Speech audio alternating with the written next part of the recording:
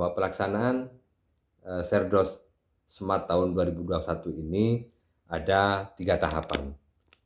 Yang pertama adalah tahap 1, tahap 2, dan tahap 3. Tahap 1 itu adalah penyusunan awal portofolio dosen. Bagaimana penyusunannya?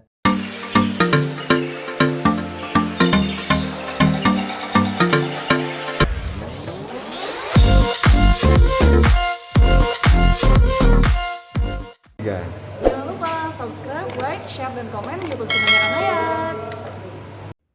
Tahap 1 itu penyusunan awal portofolio dosen, mulai dari profil sampai kepada penelitian, pengabdian, dan seterusnya. Kemudian yang kedua, pada tahap 1 itu penetapan calon DYS sebagai dosen yang disertifikasi. Ketika Bapak Ibu sudah lulus portofolionya, portofolio itu dianggap lulus itu kalau memenuhi standar portofolionya atau dokumennya lengkap, itu dikatakan lulus. Setelah Bapak Ibu dinyatakan lulus portofolionya, maka Bapak Ibu akan ditetapkan sebagai dosen yang disertifikasi. Bapak Ibu yang pemula atau dosen muda misalnya, maka Bapak Ibu yang eligible memenuhi syarat untuk mengikuti Serdos, maka Bapak Ibu dikatakan eligible menjadi calon dosen yang disertifikasi. Sehingga Bapak Ibu yang eligible calon dosen yang disertifikasi, Bapak Ibu masuk ke tahap 1 dengan syarat melengkapi dokumen-dokumen portofolio. Kalau sudah lulus dokumen portofolionya, maka Bapak Ibu nanti akan ditetapkan sebagai dosen yang disertifikasi.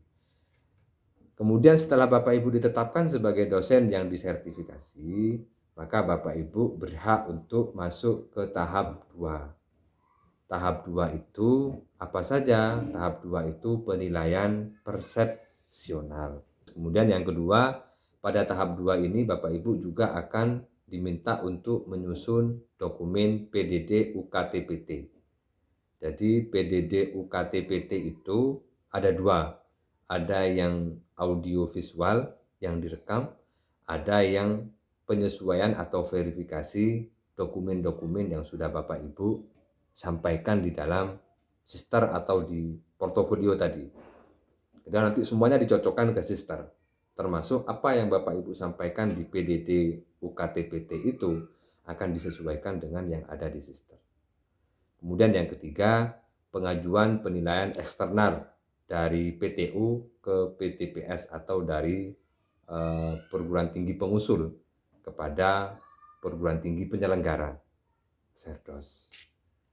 Kalau itu sudah selesai dilakukan, maka Bapak Ibu akan masuk ke tahap 3, yaitu penilaian PDD UKTPT-nya oleh PTPS, oleh dosen, oleh asesor yang menilai di PTPS. Kemudian kalau sudah dianggap layak, maka Bapak Ibu nanti akan diputuskan apakah lulus atau tidak.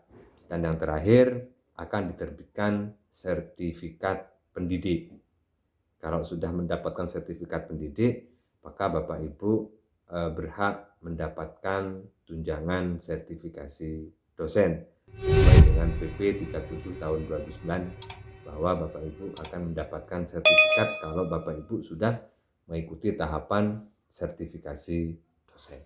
Ini tahapannya 3 Bapak Ibu.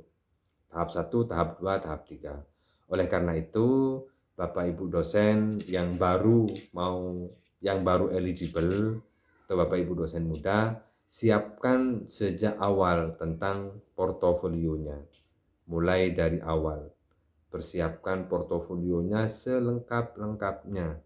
Kemudian persiapkan penilaian persepsional dan penyusunan PDD UKTPT-nya. Sehingga kalau disiapkan jauh-jauh hari, insya Allah Bapak Ibu memiliki peluang lulus besar.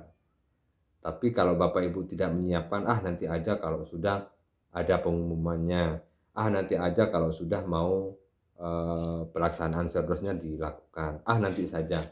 Sehingga biasanya nanti ketika sudah pelaksanaan Cerdos, maka rentetan tahapan ini menjadi sangat krusial.